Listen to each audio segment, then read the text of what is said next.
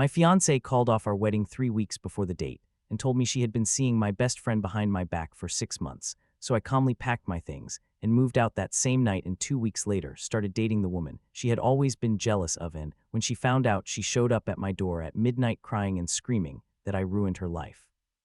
She told me on a Sunday, not a dramatic Sunday, not a rainy, cinematic, emotionally appropriate Sunday, a regular one, the kind where the sun is out and the neighbors are mowing their lawns, and somewhere down the street, a kid is riding a bike with training wheels, and the world is functioning with the kind of quiet normalcy that makes you believe nothing truly terrible can happen on a day like this.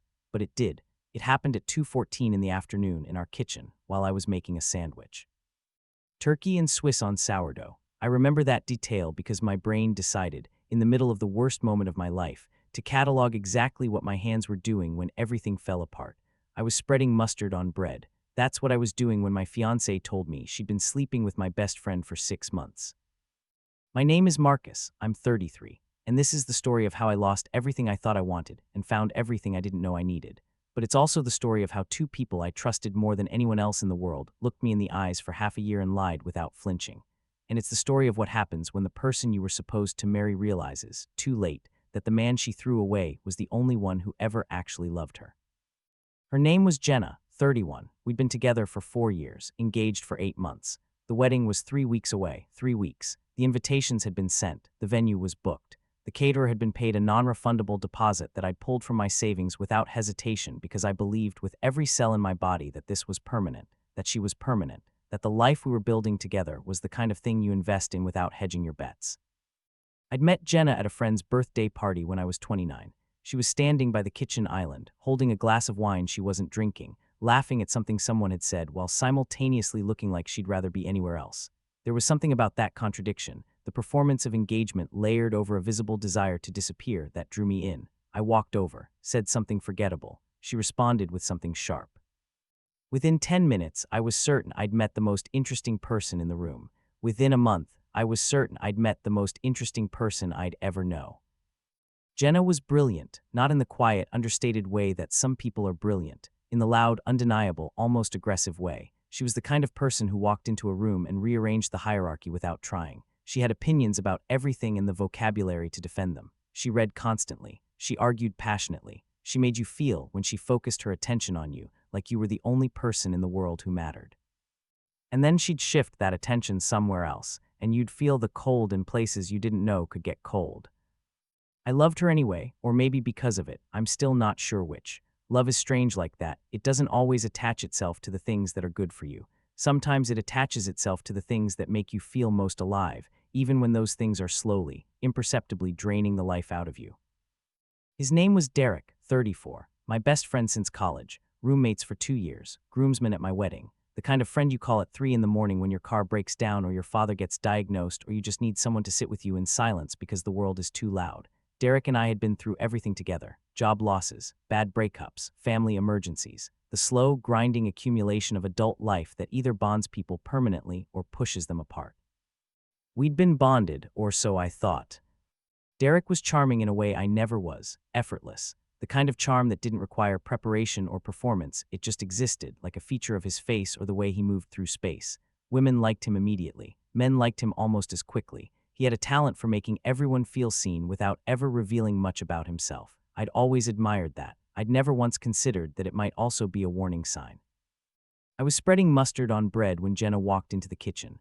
I heard her footsteps before I saw her. She walked differently that day, slower, heavier, like each step required a decision she wasn't sure about. I didn't look up right away. I was focused on the sandwich, on the precise ratio of mustard to bread that I'd spent an unreasonable amount of my adult life perfecting.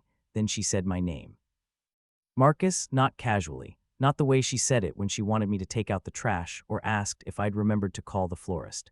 She said it the way you say someone's name when you're about to change their life, and you know it, and you need the sound of their name to give you permission to keep going.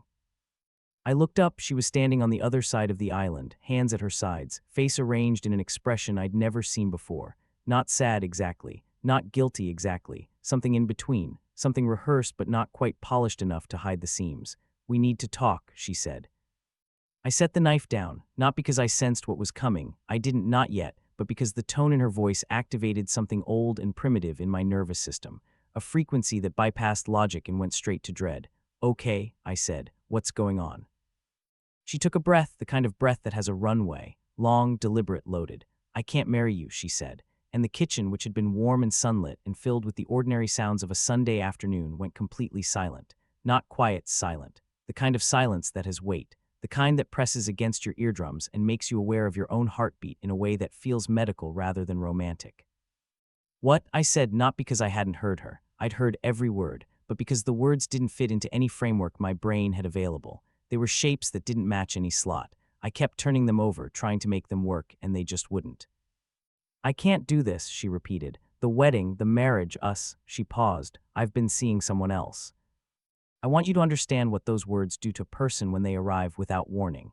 They don't hit you the way you'd expect. There's no explosion, no cinematic shattering. What happens is more like a system failure. Your brain receives information that contradicts everything it has been operating on, and for a few seconds, maybe longer, it simply doesn't process. You hear the words, but they don't connect to meaning. They float in the air between you like objects from a language you don't speak. Who? I asked, and even as the word left my mouth, I knew, not because I'd suspected, not because there had been signs I'd ignored or clues I'd dismissed. I knew because of the way she said someone else, the way she couldn't look at me when she said it, the way her hands, which had been at her sides, suddenly moved to grip the edge of the counter, like she needed something solid to hold on to. I knew because the only person whose identity would require that level of physical bracing was someone I already loved. Derek, she said. And there it was, the name dropped into the kitchen like a stone into still water, and the ripples went everywhere. I felt them in my chest, my stomach, my jaw, my hands. I felt them in the backs of my knees, which suddenly felt unreliable. I felt them in my eyes, which went hot but didn't produce tears, not yet, not there, not in front of her. I felt them in the sandwich on the counter, which now looked obscene in its normalcy, a relic from a life that had existed 30 seconds ago and would never exist again. How long? I asked. My voice was steady. I don't know how. Something inside me had decided that steadiness was the only defense I had, and it deployed without my permission, like an automatic response to catastrophe. 6 months, she said. 6 months, half a year, 26 weeks. 182 days of looking me in the eyes over breakfast, kissing me goodnight, discussing flower arrangements and seating charts and honeymoon destinations, all while carrying the knowledge that she was sleeping with the man who was supposed to stand next to me at the altar and hand me the rings. 6 months of performing a life she'd already abandoned in her heart. 6 months of making me the last person to know that my own story had been rewritten. I didn't yell, I want to be clear about that. I didn't throw anything. I didn't slam my fist on the counter or flip the cutting board or do any of the things that men in movies do when they discover they've been betrayed. I just stood there, hands flat on the counter, breathing carefully, like someone who's just been told they need to stay very, very still or everything will break. Say something, she said, and the audacity of that request, the sheer, breathtaking audacity of destroying someone's life, and then asking them to perform a response that makes you feel better about it, almost broke through my steadiness. Almost. What do you want me to say? I asked. I don't know, something, anything. Yell at me, tell me I'm awful, tell me you hate me. Why? I asked. So you can feel like this was a fair fight, so you can tell yourself that I reacted badly and that justifies what you did. She flinched, actually flinched, like I'd raised my hand instead of my voice, which I hadn't. My voice was the same volume it had been since the conversation started, level, measured. The voice of a man who has decided, on some fundamental level, that he will not give this moment the performance it's asking for. How did it start? I asked. She shook her head. Does it matter? It matters to me. She looked at the counter, at the sandwich, at the mustard knife, at everything in the kitchen except me. It just happened, she said. We didn't plan it. We were both at that thing, the charity event in October, and you couldn't make it because of work, and we had too much to drink, and it just happened. Once, I asked, already knowing the answer. No, her voice dropped, not once. How many times? Marcus, how many times? I don't know, a lot. I stopped counting. She paused. I'm sorry, I'm so sorry. I know that doesn't mean anything right now, but I am. I picked up the mustard knife. For a second, she looked startled, a flicker of fear crossing her face that told me exactly how she saw me in that moment, which was as a potential threat rather than a person she'd promised to spend her life with. I wiped the knife on a paper towel, placed it in the sink, and turned off the kitchen light. What are you doing? She asked. Packing, I said. Now you're leaving now. When would you prefer? I asked, and the question was so calm, so devoid of the emotion she was clearly expecting, that she took a step back. Tomorrow, next week. Should I wait until after the wedding so we don't waste the deposit? That's not fair, she said. No, I agreed. Nothing about this is fair. I walked to our bedroom, the room where we'd slept tangled together for 3 years, the room where I'd proposed badly on a random Wednesday because I couldn't wait for the elaborate rooftop dinner I'd planned for the weekend, the room where she'd said yes while laughing and crying simultaneously, and I'd thought, with absolute certainty, that I would never be happier than I was in that moment. I pulled a suitcase from the closet, started packing. Not everything, just enough: clothes, toiletries, the charger I always forgot, a book I'd been reading, the watch my father gave me when I turned 30, the things that were mine by definition rather than by accumulation, the things I could remove without leaving a visible gap, which was ironic because I was about to leave the biggest gap either of us had ever known. Jenna stood in the doorway, watching. I could feel her trying to find words, cycling through options like someone scrolling through a menu at a restaurant where nothing looks right. Where will you go? She asked finally. Does it matter? I said, same words she'd used. She heard the echo. I could tell by the way her face tightened. I didn't want it to happen like this, she said.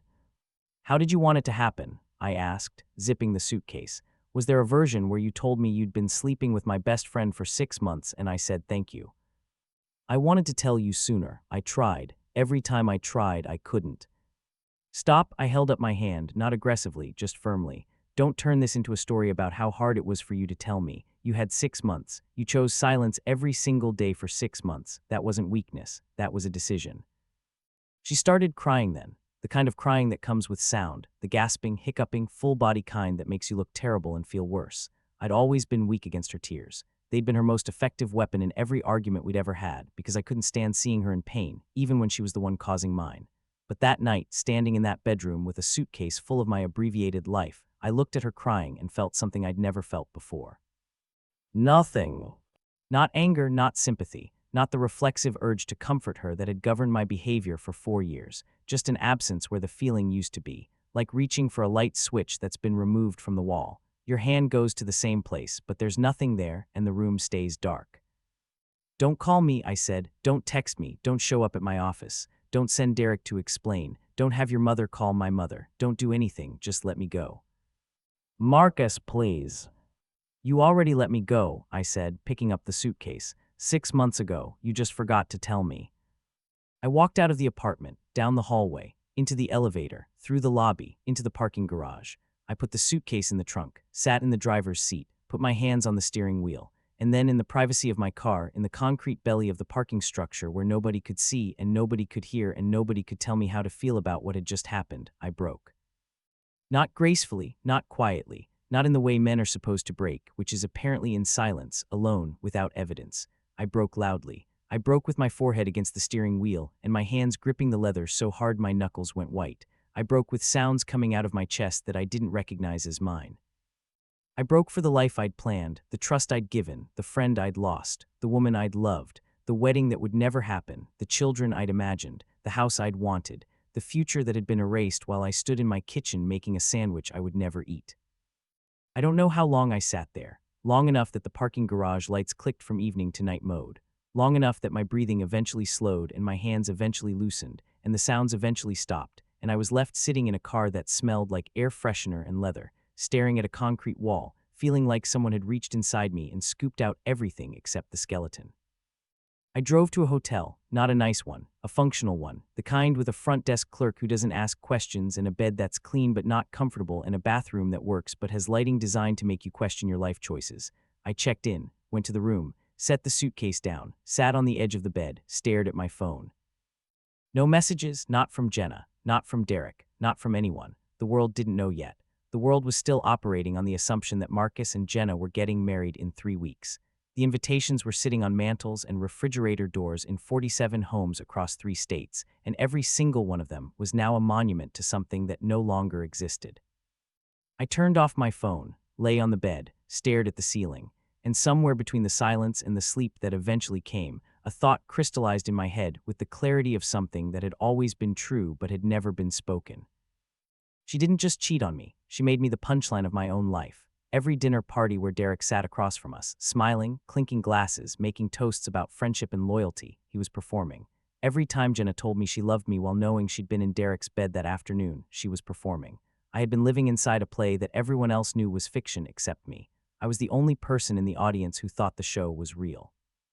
That thought was the one that hurt the most. Not the betrayal itself. Betrayal is an event, sharp and survivable. But the duration, the 6 months of sustained deception, the accumulated weight of 182 days of being lied to by the two people you trust most. That's not an event. That's a condition. That's waking up every morning inside someone else's lie and calling it your life.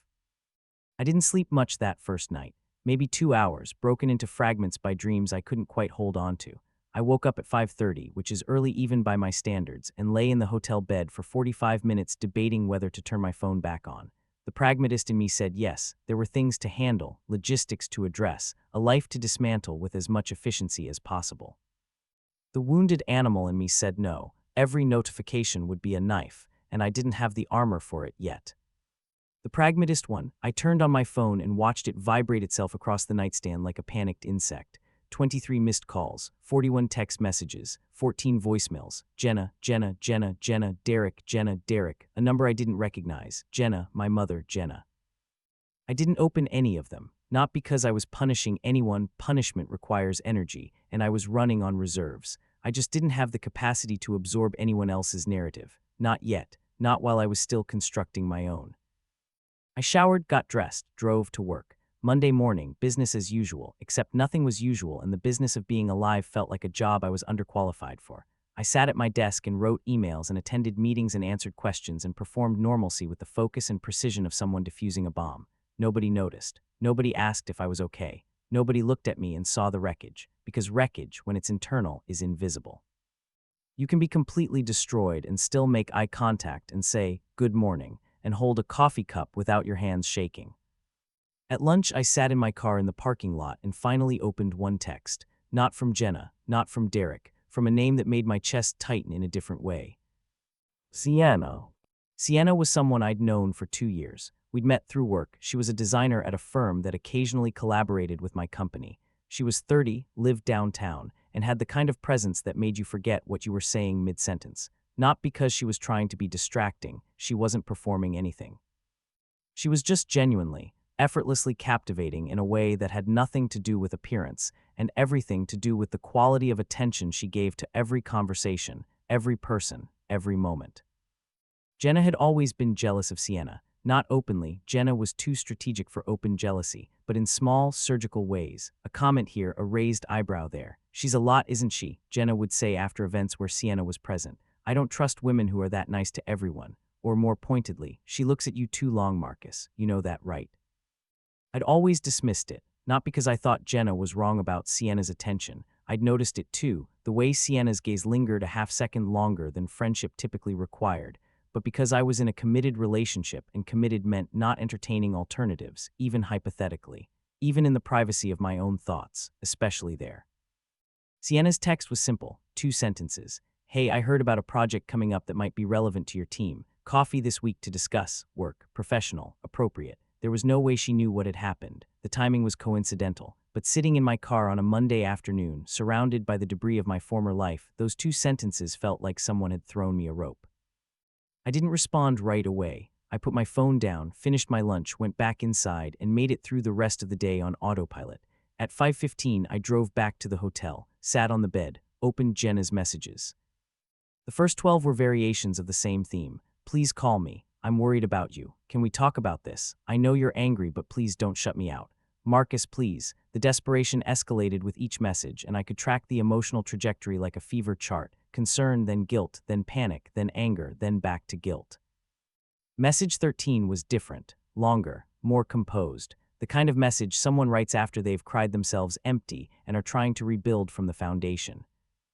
"I know I don't have the right to ask you for anything. I know what I did is unforgivable. But I need you to know that it was never about not loving you. I've always loved you. What happened with Derek was something I can't explain. It wasn't planned. It wasn't about him being better than you. It was about something broken in me that I didn't know how to fix. Please don't let this be the last conversation we ever have." I read it twice. The phrase "something broken in me" stood out like a neon sign in a dark room. because that was the framework Jenna was constructing, not one of accountability, but of pathology. She wasn't someone who had made a series of deliberate choices over 6 months. She was someone with a condition, something broken, something that happened to her rather than something she did. The affair wasn't an action, it was a symptom, and symptoms deserve compassion, not consequences. I recognized the tactic, not because Jenna had used it before, this was new territory for both of us, but because it followed the same logical structure as every other difficult conversation we'd ever had. Whenever Jenna did something hurtful, the narrative always shifted from what she did to why she did it, and the why was always rooted in something painful enough to make holding her accountable feel cruel. You couldn't be angry at someone who was broken. You could only be angry at the brokenness. And brokenness was nobody's fault. I didn't respond to the message. I didn't respond to any of them. Instead, I opened Derek's texts. There were only 3. The first, "Hey man, I know you know I'm sorry." The second, 2 hours later, "I should have told you, I was a coward." The third, sent at midnight, "If you want to hit me, I deserve it. Just tell me where." That last one almost made me laugh, not because it was funny, but because it was so perfectly Derek. Even in his apology, he was performing a version of masculinity, the stand-up guy who takes his lumps, who offers his jaw to the fist, who frames accountability as physical willingness rather than emotional work. He wasn't offering to explain. He wasn't offering to listen. He was offering to get punched, because getting punched was easier than sitting across from me and looking at what he'd done. I typed a reply, deleted it, typed another, deleted that too. Then I set my phone down and realized I didn't want to talk to either of them. Not because I was too angry, anger was there, but it was secondary. I didn't want to talk to them because anything I said would be absorbed into their narrative. My pain would become evidence of how serious the situation was. My silence would become evidence of how deeply I'd been hurt. My anger would become evidence that I was volatile. My calm would become evidence that I didn't really care. Every possible response I could give would be used, not understood. So I gave no response. I went to bed, slept badly again, woke up Tuesday morning and decided, with the kind of mechanical determination that comes from having nothing left to lose, to start rebuilding. The first call I made was to the wedding venue. The woman who answered, her name was Patricia, I think, was professionally sympathetic in the way that people who handle canceled weddings for a living have learned to be. Warm but not invasive, sorry but not surprised. She walked me through the cancellation process with the efficiency of someone who'd done this many times before, and I wondered, briefly, how many calls like mine she fielded per month. How many men and women sat in hotel rooms or parked cars or empty apartments, calling to dismantle the architecture of a future that had evaporated overnight. The deposit was non-refundable. I'd known that going in, $4,000 gone, not as much as some people lose in situations like this, but enough to feel like the universe was adding a surcharge to my suffering. The second call was to the caterer. Same conversation, different voice, same result. The third call was to my mother. That one was harder. My mother loved Jenna, had already bought a dress, had already told her friends, had already started referring to Jenna as my daughter in the possessive, premature way that mothers do when they've decided someone is family before the paperwork makes it official. The wedding is off, I said. No preamble, no easing in. I'd learned from Jenna's text that sometimes the only mercy is speed. My mother was silent for 3 full seconds. I counted. What happened? She asked. She was seeing someone else. Another silence, longer this time. Who? Derek. The sound my mother made, a sharp intake of breath followed by a word I'd never heard her say before and will not repeat here, told me everything about how this information landed. My mother didn't cry. She wasn't a crier. She was a reactor. Her grief took the form of fury, and her fury took the form of action. Within 30 minutes of hanging up, she had called Jenna's mother, which I hadn't asked her to do and would have specifically prohibited if I'd thought of it. But the cascade had begun. By Tuesday afternoon, the families knew. By Tuesday evening, the extended families knew. By Wednesday morning, it was everywhere, not on social media, not publicly, but in the invisible network of phone calls and whispered conversations and texts forwarded with, "Did you hear about Marcus and Jenna?" That constitutes the modern gossip infrastructure. I found out about the spread the way you always find out, through people reaching out who I hadn't spoken to in months. A cousin, an old college friend, a coworker who'd been invited to the wedding. They all came with the same opening line, varied slightly in phrasing but identical in intent. I just heard, "Are you okay?" I gave everyone the same answer, "I'm handling it," which was true in the narrowest possible sense. I was handling it the way you handle a hot pan, gripping it just long enough to set it down without burning yourself, then standing back and staring at the mark it left on your skin. By Wednesday, the hotel room had started to feel like a coffin with a television. I needed somewhere permanent, somewhere that didn't smell like commercial cleaning products and regret. I spent my lunch break scrolling through apartment listings and found one that was available immediately, a one-bedroom in a building I'd driven past 1,000 times without ever wondering who lived there. It was small. It was bare. It had a window that faced a brick wall. It was perfect. I signed the lease that evening, moved my suitcase in that night, stood in the empty living room and listened to the silence, which was different from the hotel silence. Hotel silence is temporary. It exists in the gaps between other people's lives. Apartment silence is yours. It belongs to you. You have to fill it or learn to live inside it. I chose the latter, at least for now. Thursday came and went. I worked. I ate. I slept. I didn't check Jenna's messages. I didn't respond to Derek's texts. I existed in a narrow corridor of functionality that was just wide enough to walk through without touching the walls on either side, and I told myself that this was enough, that this was survival. That survival was an acceptable goal for now. On Friday, something shifted. I was sitting at my desk, staring at a spreadsheet that I'd been pretending to analyze for 20 minutes when my phone buzzed. Not from Jenna, not from Derek, not from a concerned relative or a curious friend, from Sienna. Hey, just following up on that coffee. No rush, whenever works for you. I stared at the message, read it 3 times, not because it was complicated. It was the most uncomplicated thing anyone had said to me all week, but because something about its simplicity felt almost radical. No hidden agenda, no emotional landmine, no subtext that required decoding, just a person suggesting coffee. In a world that had become an obstacle course of other people's guilt and my own pain, this message was a clear path through open ground. How about today? I typed back, and the speed of my response surprised me. I hadn't thought about it, hadn't weighed the pros and cons, hadn't consulted the internal committee that usually deliberated over decisions far less consequential than this. I just answered, like breathing. Perfect, 3 o'clock, that place on 4th Street, she replied within a minute. See you there. I showed up at 2:55, not because I was eager, but I wouldn't have admitted it even to myself, but because punctuality was one of the few things I still had control over. When your fiancé is sleeping with your best friend, and your wedding is canceled, and your life is a smoking crater, showing up 5 minutes early for a coffee meeting is a small, defiant act of normalcy. A reminder that you are still a person who keeps appointments and honors commitments, even if the people closest to you don't. Sienna was already there. She was sitting at a corner table, laptop open, a cup of something green in front of her that I later learned was matcha, which she drank exclusively and passionately and would defend against coffee purists with a zeal that bordered on evangelical. She looked up when I walked in and smiled, and I felt something that I hadn't felt in days. Seen, not analyzed, not pitied, not evaluated, just seen, the way a person sees another person when they're genuinely glad you showed up. Hey Marcus, she said, closing her laptop. Thanks for coming. I know it was last minute. I needed the excuse to leave my desk, I said, sitting down. You saved me from a spreadsheet that was winning. She laughed, a real laugh, not polite, not performative, just genuine amusement at a not particularly funny joke. Jenna had stopped laughing at my jokes about a year into our relationship. Not suddenly, not all at once, but in the gradual, imperceptible way that a person stops finding you entertaining once they've decided you're predictable. We talked about work for the first 20 minutes. The project she'd mentioned was real, a collaboration between our firms on a mixed-use development downtown. She walked me through the preliminary concepts, and I asked questions that were probably too detailed for a casual coffee meeting, but I needed the distraction. I needed to think about something, anything, that existed outside the blast radius of my personal life. At some point, the conversation shifted, not abruptly, organically, the way conversations do when 2 people are comfortable enough to let the current carry them instead of swimming against it. We started talking about travel, then books, then the specific kind of exhaustion that comes from loving your work but feeling like it's slowly eating your identity. She told me about a trip she'd taken to Portugal the previous year, alone, because she'd reached a point where she needed to prove to herself that she could enjoy things without an audience. That sounds lonely, I said. It was, she agreed, but it was the good kind of lonely, the kind where you realize you're enough company for yourself. That's different from the lonely where you feel like you're not enough company for anyone.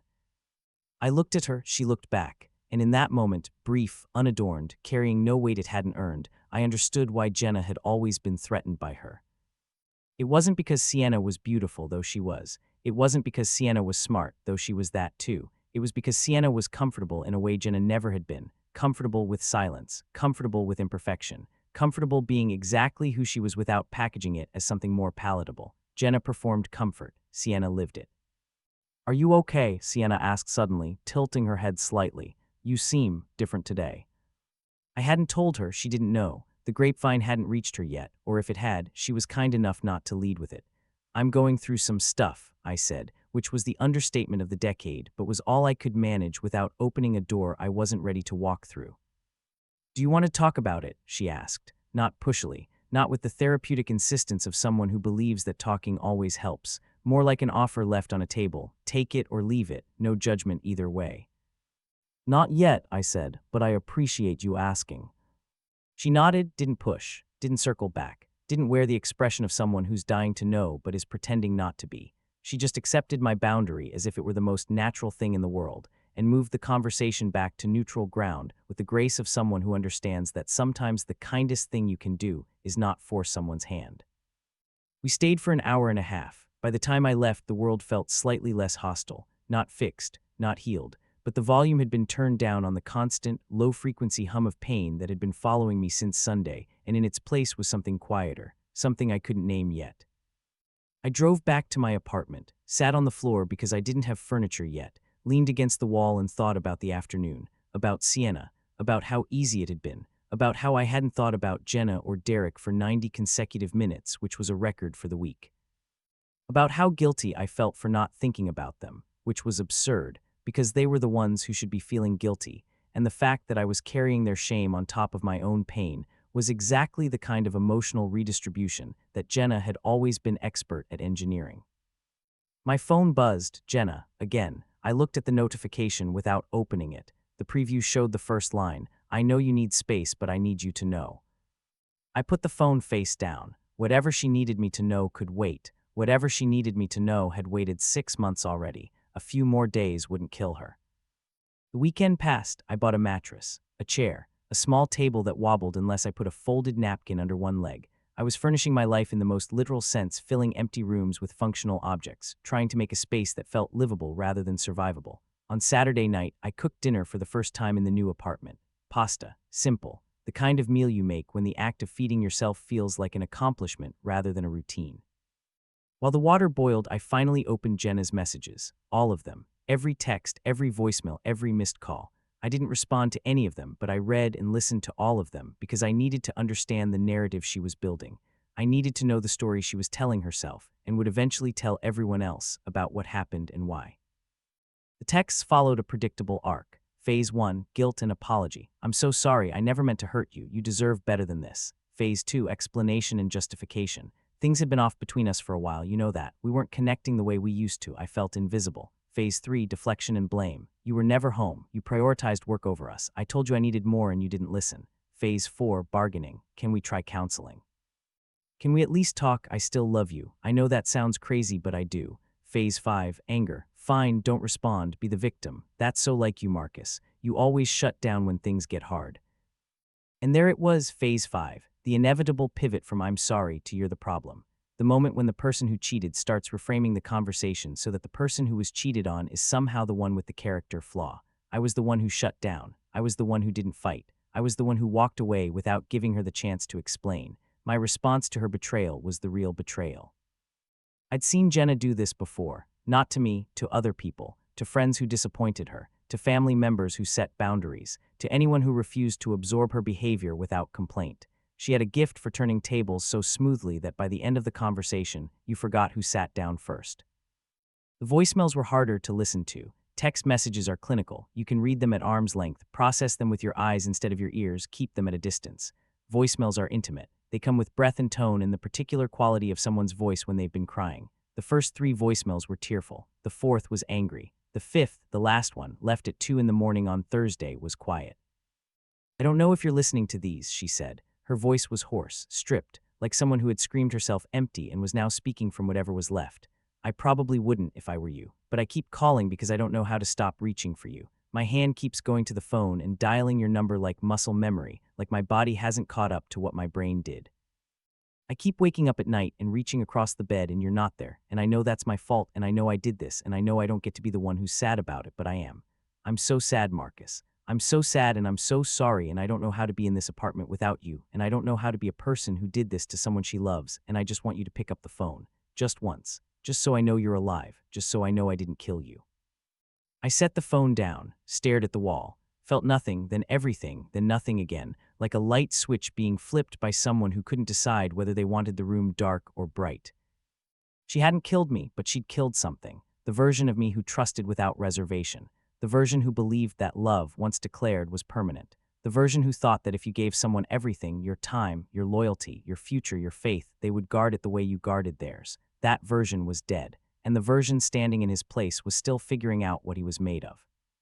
I didn't call her back.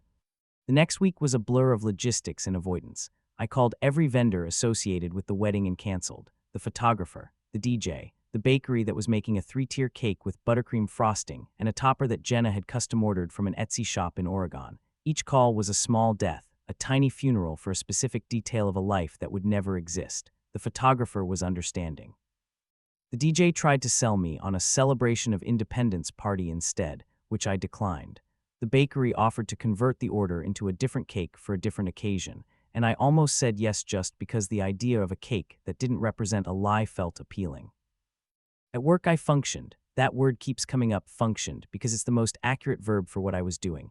Not thriving, not recovering, not moving forward, functioning, operating at the minimum viable level of human performance, showing up, completing tasks, making eye contact, answering questions, eating lunch, going home, the mechanical repetition of a life that had lost its meaning but not its obligations.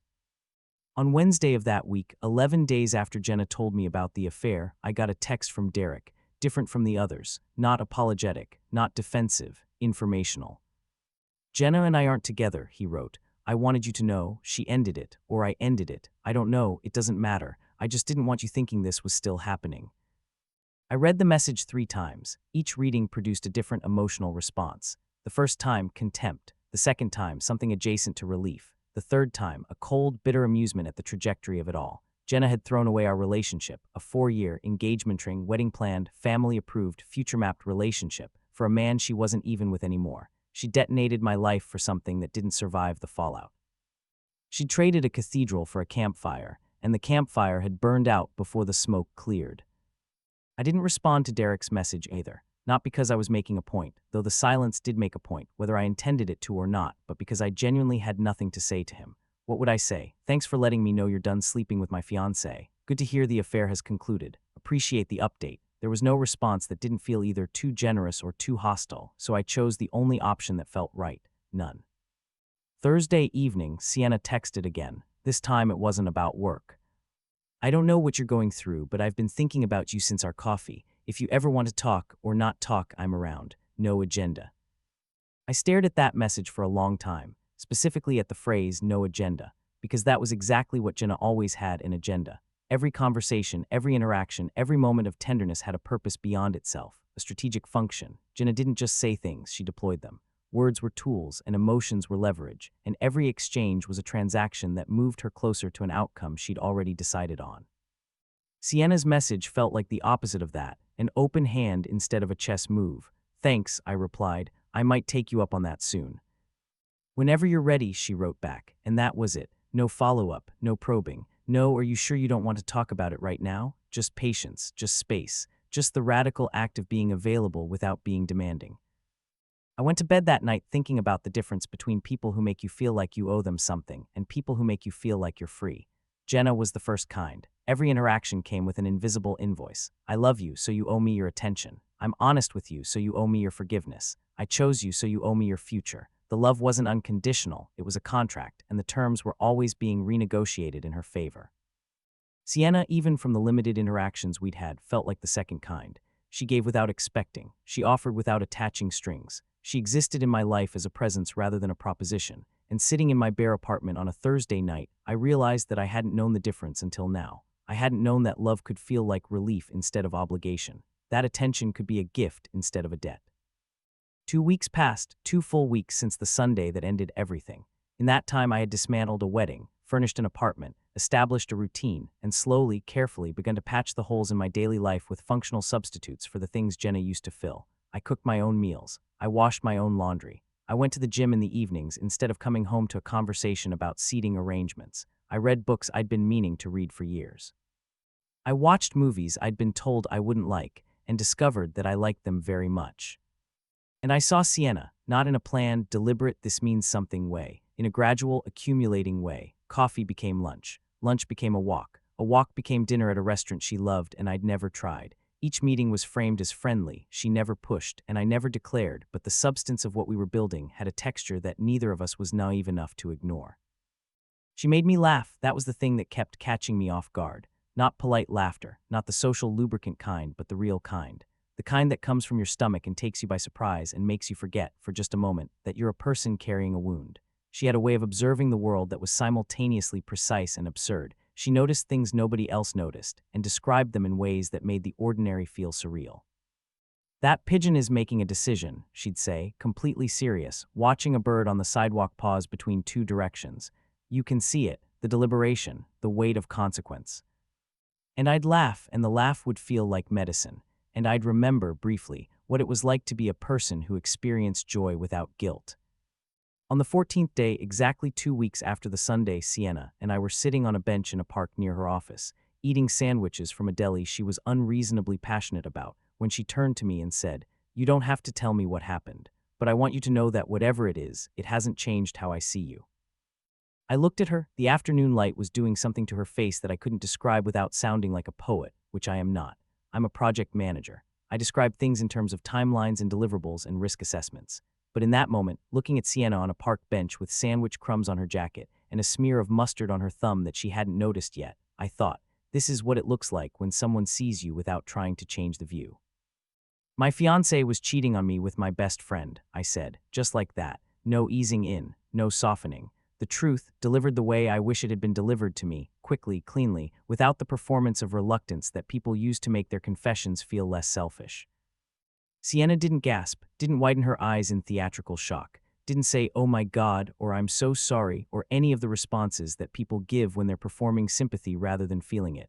She just looked at me, held the eye contact, let the words land. "How long?" she asked. "6 months. And the weddings? Cancelled." She nodded, not the vigorous nodding of someone who's eager to respond, but the slow, heavy nod of someone who's absorbing information and giving it the weight it deserves. "That's a lot," she said finally. "Yeah," I agreed, "it is." "How are you holding up?" "I'm standing," I said. "Some days that's all I've got." She reached over and put her hand on mine, not romantically, not possessively, just human contact. One person touching another person to say, without words, "You're not alone in this, and I'm not going anywhere." We sat like that for a while. The pigeon came back. Sienna pointed at it. "He made his choice," she said. I laughed, and the laugh felt like the first real breath I'd taken in 2 weeks. Something shifted after that conversation. Not between Sienna and me. That was already shifting on its own, slowly, inevitably, like two rivers converging toward a junction that geography had always intended. What shifted was inside me. The weight I'd been carrying since that Sunday in the kitchen, the compressed, suffocating weight of betrayal and grief and humiliation, didn't disappear, but it redistributed. It spread out. Became something I could carry across both shoulders, instead of a point load pressing down on a single spot. I started sleeping through the night, not every night but most. I started eating meals that required more than one pan. I started listening to music again, not as background noise but intentionally, the way you listen when you want to feel something rather than avoid feeling anything. I started calling friends, not the mutual ones who'd been contaminated by the gossip, but the older ones, the ones who predated Jenna and Derek, the ones who knew me before I was half of a couple and could remind me what it felt like to be whole by myself. Sienna and I kept seeing each other, 3, sometimes 4 times a week. We never used the word date. We never had the conversation. We just existed in each other's orbit with increasing frequency and decreasing pretense. She'd text me articles she thought I'd find interesting. I'd send her photos of the pigeon from the park bench, which I'd started calling Gerald, a name she found disproportionately hilarious. She came over once to help me pick out a couch. I'd been sitting on the floor for a week, and she told me, with the gentle firmness of someone staging an intervention, that this was no longer charming. And somewhere in all of that, the lunches, the walks, the bench, the couch, I realized something that made my stomach do the thing stomachs do when the brain catches up to what the heart already knows. I was falling for her, not in the way I'd fallen for Jenna, fast, dramatic, driven by the intoxication of someone's intensity and the chemical rush of being chosen by someone who seemed too exceptional to choose you. This was different, slower, quieter. built on a foundation of showing up consistently, of listening without agenda, of being seen without being performed for. It was the difference between a firework and a sunrise. One is spectacular and brief, the other changes the entire sky. But I was terrified, not of Sienna, of myself, of the possibility that I was doing what Jenna had always accused me of, gravitating towards Sienna not because of who she was but because of who she wasn't, that I was using her as a counterexample, a correction, a rebound wrapped in justification, that I was running from one woman into the arms of another and calling it healing. I told Sienna this. On the couch she'd helped me pick out, 3 weeks after the Sunday, sitting side by side with a gap between us that was both physical and philosophical. "I need to be honest with you about something," I said. She turned to face me. No alarm, no bracing, just attention. "I'm worried that what I'm feeling isn't real," I said. "I'm worried I'm drawn to you because you're the opposite of everything that just hurt me. I'm worried this is a reaction instead of a choice." She didn't respond immediately, took the words in, turned them over. Then, "Can I ask you something?" "Yeah. When you're with me, do you think about her?" I considered the question honestly, not the polite version of honestly, the actual, uncomfortable, examined version. Sometimes, I admitted, not in the way I used to, not with longing, more like awareness. She's still there in the background, like a sound I haven't fully tuned out yet. Sienna nodded. "That's normal," she said. "It would be weird if she wasn't there at all. You loved her for 4 years. That doesn't just disappear because she did something terrible." "But doesn't that bother you?" I asked, knowing she's still in my head. "She's in your head," Sienna said. "I'm on your couch." She paused. "I'd rather be where I am." I looked at her, she looked back. And in that look, stripped of performance, free of agenda, carrying nothing except the honest weight of two people standing at the edge of something and deciding whether to step forward, I made a decision. Not a grand one, not the kind that involves speeches or gestures or the dramatic soundtrack of a life-changing direction. Just a small, internal, irreversible decision. I chose to trust what I was feeling, to stop interrogating it, to stop measuring it against what came before, to let it be what it was, imperfect and early and built on the wreckage of something else, and to see where it went. I kissed her, she kissed me back, and the world, which had been tilting for 3 weeks, quietly leveled out. We didn't rush anything after that. We were deliberate about it, not in the overthinking, anxious way, but in the way that two adults who have both been burned by carelessness decide to handle something with care. We talked about boundaries. We talked about timing. We talked about the fact that some people would judge this, would look at the calendar and count the days and declare that 3 weeks was too soon, that I was rebounding, that she was a vulture, that the relationship was built on the unstable ground of someone else's destruction. "Let them count," Sienna said. "They don't know what the days looked like from the inside." She was right. Nobody who hadn't been inside those days, inside the hotel room, the empty apartment, the canceled vendors, the unanswered texts, the voicemails, the grief, the reconstruction, had any right to dictate how long recovery was supposed to take. Pain doesn't run on a universal clock, neither does readiness. Some people need a year to grieve a relationship. Some people need a month. Some people start grieving long before the relationship ends, and by the time it's officially over, they've already done the work that outsiders assume hasn't started yet. That was my case. I'd been grieving Jenna long before I knew about Derek. The disconnection had been there for months, the conversations that went nowhere, the silences that felt hostile instead of comfortable, the growing sense that I was performing a role in someone else's play rather than living my own life. I hadn't named it as grief at the time. I'd called it a rough patch, a phase, something that would pass if I just tried harder, loved louder, showed up more consistently. But looking back, I could see it clearly. The relationship had been dying for a long time. Jenna just gave it a cause of death I hadn't expected. So when people, and there were people, there always are, raised their eyebrows at the timeline, I didn't defend it. I didn't explain. I just lived inside the reality of it and trusted that the people who mattered would see the truth, and the people who didn't would see whatever they wanted to see regardless. The first person to find out about Sienna was my friend Chris. We'd been friends since high school, the kind of friendship that survived distance and divergence because it was built on something deeper than proximity. Chris lived 2 states away and communicated primarily through phone calls that started without greeting and ended without goodbye, as if the conversation was a continuous thread that paused but never stopped. "So," Chris said during one of these calls, "are you seeing someone?" "Why do you ask?" "Because you sound different. You sound like someone who's sleeping next to a person again." I laughed. Chris had always been perceptive in ways that bordered on psychic. "Yeah," I admitted. "Her name is Sienna." The designer, the one Jenna used to get weird about. That's the one. A pause, then how long? A few weeks since after. And it's real.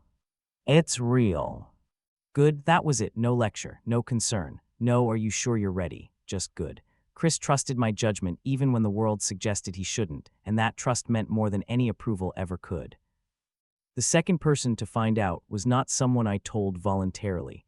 It was someone who found out by accident, and the accident had consequences that I should have anticipated but didn't. Jenna's mother, her name was Diane, and she had always liked me, not in the warm, welcoming way that my mother had liked Jenna, but in the appraising, conditional way of a woman who evaluated people by their usefulness and had determined that I was useful enough to warrant approval. Diane ran into me at a grocery store.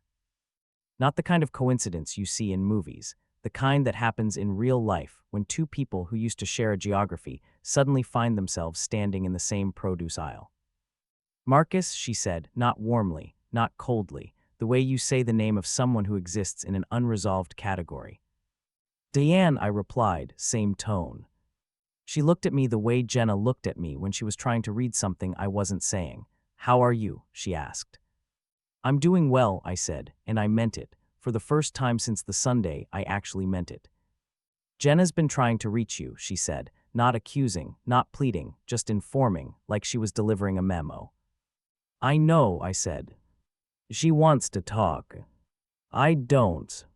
Diane's expression didn't change, but something shifted behind her eyes. A recalculation, a reappraisal. She made a terrible mistake, she said. She made a lot of them, I replied, over a long period of time. She loves you, Marcus. She loved having me, I corrected gently. That's not the same thing. Diane didn't respond to that. She just looked at me for a moment longer, then noticed the woman standing beside me. The woman she hadn't registered when I was alone because she'd been too focused on the conversation. The woman who had been quietly examining avocados with the kind of focused attention that only someone who's deliberately not inserting herself into a conversation can achieve. Sienna.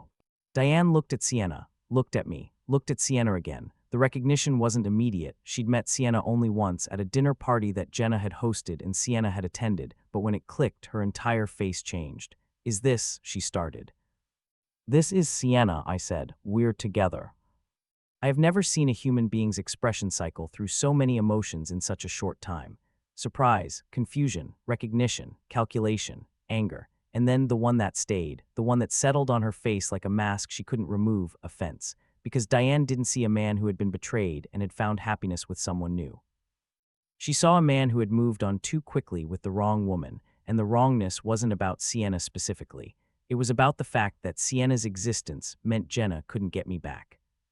Jenna will hear about this, Diane said, not a threat, a promise. I know, I said, that's fine. Diane left. I turned to Sienna, who was still holding an avocado. Well, she said, that was fun. I'm sorry, I said. Don't be, she was perfectly polite in her passive aggression, very professional. I laughed. Sienna had a way of deflating tension by describing it so precisely that it lost its power. It was one of the things I was starting to love about her, her ability to observe a situation with such clarity that the situation itself became less intimidating. She didn't fight things, she described them, and in the description, they shrank. We finished grocery shopping, made dinner together at my apartment, sat on the couch she'd helped me pick out and watched a movie about two people who were terrible at communicating, which Sienna narrated with running commentary that was better than the actual script. At one point she turned to me and said, if we ever get that bad at talking to each other, just show me this movie and I'll fix it. Deal, I said. She fell asleep on my shoulder during the credits. I stayed still for a long time, watching the screen go black, listening to her breathe, feeling the warmth of another person against my side, and thinking about how different this warmth was from the warmth I'd felt with Jenna. Jenna's warmth had always come with conditions, with the understanding that it could be withdrawn if I didn't perform correctly, if I didn't say the right things or make the right choices or anticipate her needs with the precision she demanded. Sienna's warmth just existed. It was given without conditions. It was present without performance. It was the warmth of someone who wanted to be there, not someone who was keeping score. Diane delivered on her promise. Jenna found out about Sienna the very next day.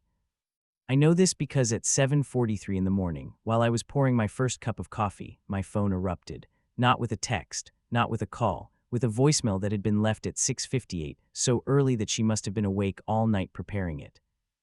I didn't listen to it right away. I finished my coffee, got dressed, drove to work, sat at my desk, opened my email, read 3 messages. Then, when the normal had been sufficiently established, I put in my earbuds and pressed play.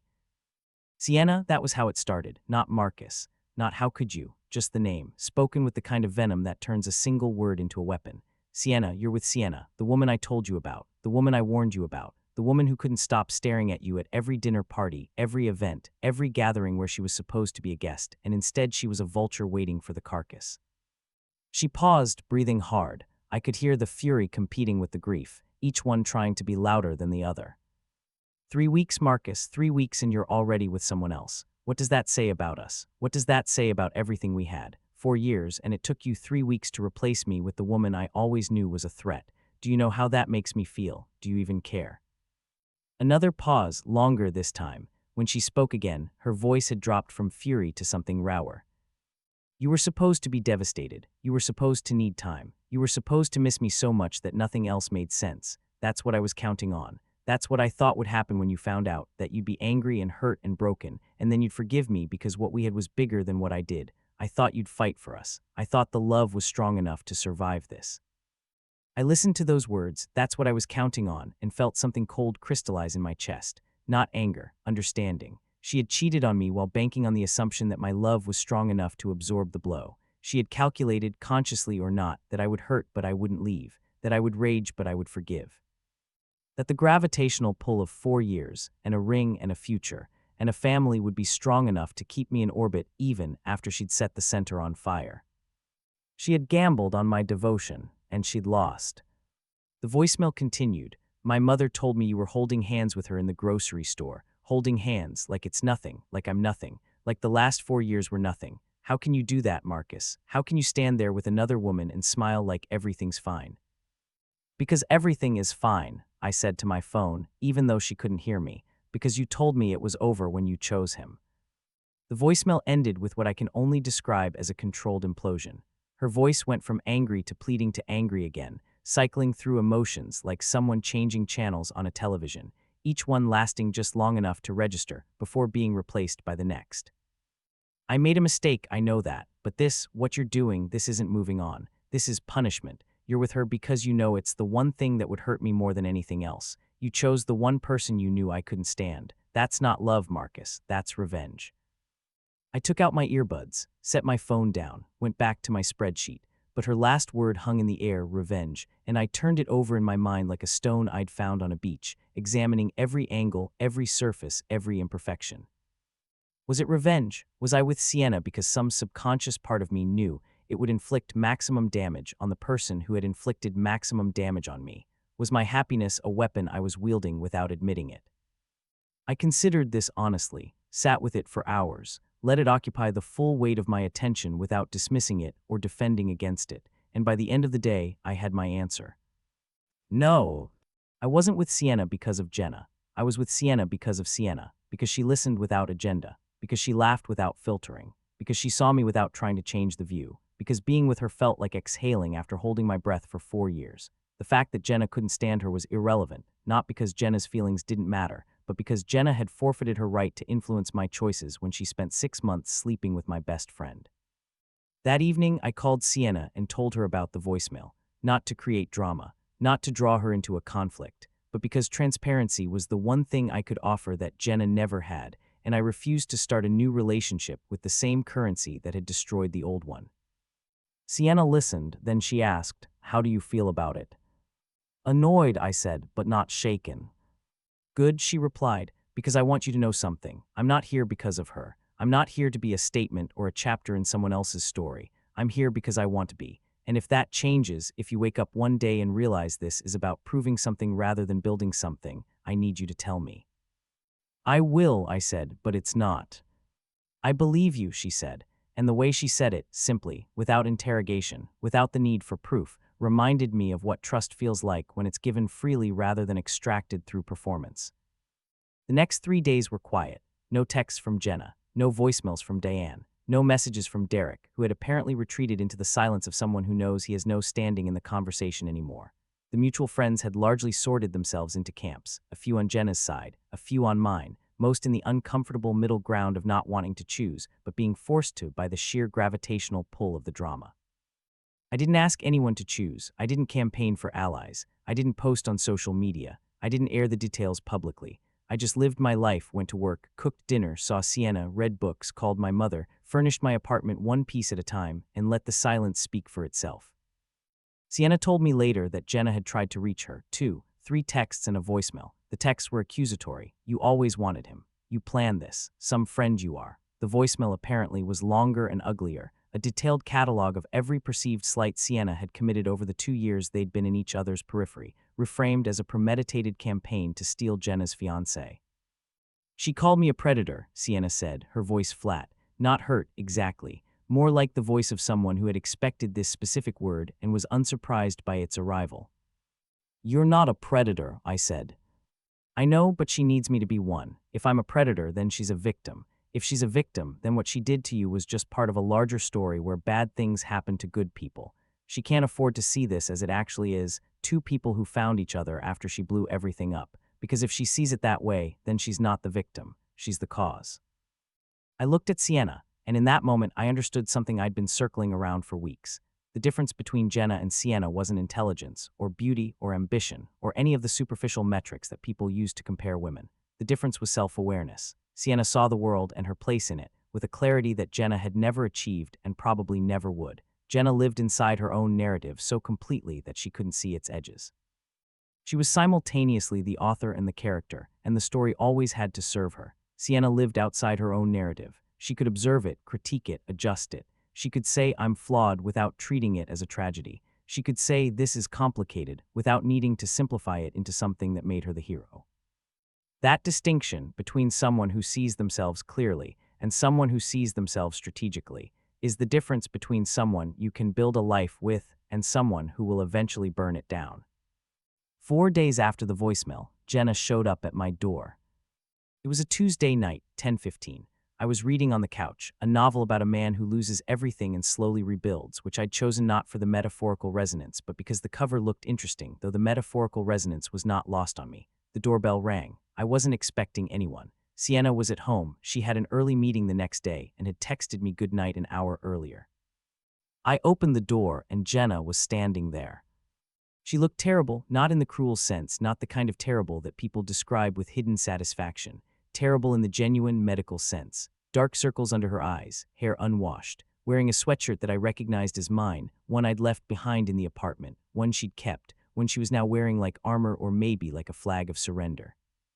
She looked like someone who had been fighting a war with herself for weeks and had just signed the armistice without knowing if the other side would accept it.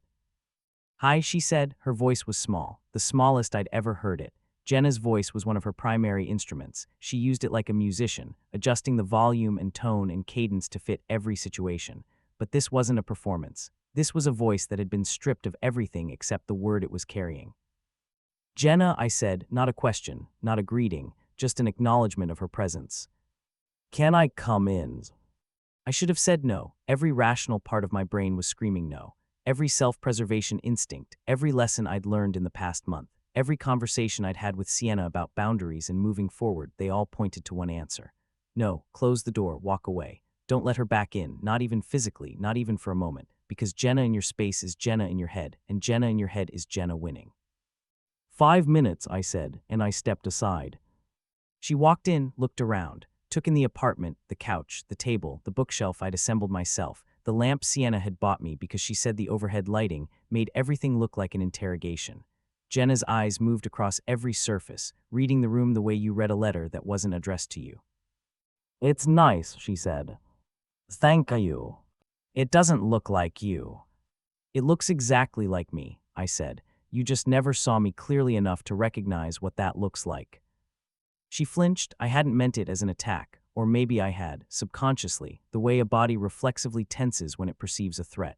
Either way, the words landed, and I could see the impact in the way her shoulders dropped. I didn't come here to fight, she said. Then why did you come? She sat down on the couch, my couch, the one Sienna had helped me choose. The irony of her sitting there in the space that belonged to my new life, built specifically to exclude her old one, was not subtle. But Jenna was never interested in irony unless it served her narrative. "I miss you," she said, and then she started crying. I want to describe the crying because it matters. It wasn't the beautiful crying from the voicemail. It wasn't the angry crying from the text messages. It was ugly crying, the kind that distorts your face and makes your body convulse and strips away every layer of composure until you're just a person in pain, unfiltered and unedited and completely exposed. It was the most honest I'd seen Jenna in months, maybe years. I didn't comfort her. I want you to understand what it cost me not to comfort her. 4 years of muscle memory told me to sit down next to her, put my arm around her, tell her it was going to be okay. 4 years of learned behavior, of conditioning, of being the person who fixed things when Jenna broke them. But I stayed where I was, standing, separate, because comforting her would have been a lie, and I was done with lies. "I know I don't deserve to say that," she continued through the tears. "I know I gave up the right to miss you. I know what I did. I know it every single day. I wake up and for a second everything is normal and then I remember and it's like falling all over again." "That must be hard," I said, and I meant it, not sympathetically, not in the way she wanted me to mean it, but factually. It must be hard. Living with the consequences of your own choices is always hard, especially when those choices dismantled something you didn't fully value until it was gone. "It's the worst thing I've ever felt," she said. "No," I replied. "Finding out about it was the worst thing I've ever felt. What you're feeling is different. You're feeling loss. I felt betrayal. They're not the same weight." She looked up at me, mascara smeared, eyes red, nose running. "Do you hate me?" she asked. "No." "Do you still love me?" "No." That one landed harder than the first. She recoiled slightly, like the word had physical force. "How?" she whispered. "How can you just stop?" "I didn't just stop," I said. "It eroded, over months, maybe longer. I just didn't know that's what was happening until you gave it a name." "Derek," she said. "Derek," I confirmed, and before that, the disconnection, the distance, the way you started looking at me like I was furniture, useful but not interesting. I felt it, Jenna. I just didn't know what it was. She was quiet for a long time. The crying slowed, the breathing stabilized, and then she said something that I hadn't expected. "I'm jealous of her. Sienna. She gets the version of you I never saw, the honest version, the version that says what he thinks and doesn't apologize for it. You were never like this with me." "Because you didn't make it safe to be," I said. Every honest thing I said became an argument. Every boundary I set became an offense. I learned to edit myself around you, Jenna. I learned to perform, and I was so good at it that neither of us noticed it wasn't real. Her face crumpled, not with anger, with recognition. The worst kind of crying isn't the kind that comes from pain. It's the kind that comes from understanding, from seeing, for the first time, the full scope of what you've done and knowing you can't undo it. "I ruined us," she said. "You did," I agreed, "and I'm sorry that you did, but I can't rebuild on a foundation you set fire to." She nodded, slowly, like each movement of her head was an agreement she didn't want to make but couldn't refuse. "Are you happy?" she asked. "Getting there," I said. "With her. With me, she's part of it, but mostly with me." That distinction mattered. It was the thing I'd learned in the weeks since the Sunday, that happiness doesn't come from other people. It comes from you. From the decisions you make and the person you choose to be and the willingness to stand inside your own life without apologizing for it. Sienna didn't make me happy. She made happiness easier. She created conditions in which joy was possible. But the joy itself, that came from me. From the man I was becoming in the absence of the woman who tried to keep me small. Jenna stood up, wiped her face with the back of her hand, looked around the apartment one more time, and I could see her cataloging everything, not the furniture, but the meaning, the proof that I had built something without her, the evidence that her absence hadn't created a void but a clearing. "I should go," she said. "Yeah," I agreed. She walked to the door, paused with her hand on the handle, turned back. "If things had been different," she started. "They weren't," I said, not cruelly, just factually. She nodded, opened the door, stepped through it, and then from the hallway her voice one last time, "She's lucky." "So am I," replied, and I closed the door. I stood there for a full minute after she left, hand flat against the door, breathing, feeling the finality of the moment settle into my bones like a temperature. This was it, the last conversation, the end of the story that had started 4 years ago at a birthday party with a woman holding a glass of wine she wasn't drinking. It ended here, in a hallway, with a door between us and a silence that would never be broken again. I sat on the couch. Her warmth was still in the cushion. I didn't move. Let it fade naturally. Let the apartment return to its own temperature. Then I picked up my phone and texted Sienna. She came by. 3 dots appeared immediately. Are you okay?